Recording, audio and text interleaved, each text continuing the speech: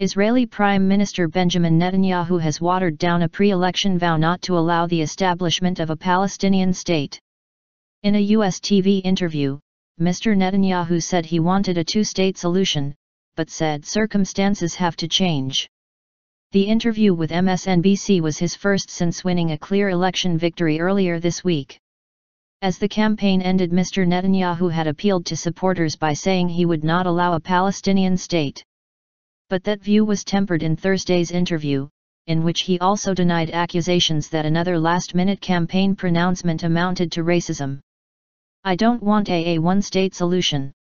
I want a sustainable, peaceful two-state solution, but for that circumstances have to change," Mr. Netanyahu told MSNBC.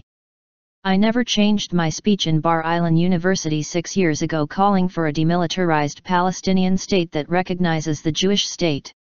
What has changed is the reality," he said. He cited as a sticking point Palestinian leader Mahmoud Abbas' refusal to recognize Israel as a Jewish state.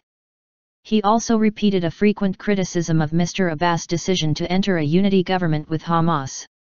And he criticized the idea that Israel might hand over territory to the Palestinians at the current time.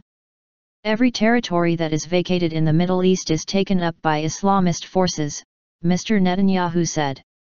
His original comments were made on Monday, one day before Israel's election, when he was asked by an interviewer, "If you are Prime Minister, a Palestinian state will not be established." Mr. Netanyahu answered correct.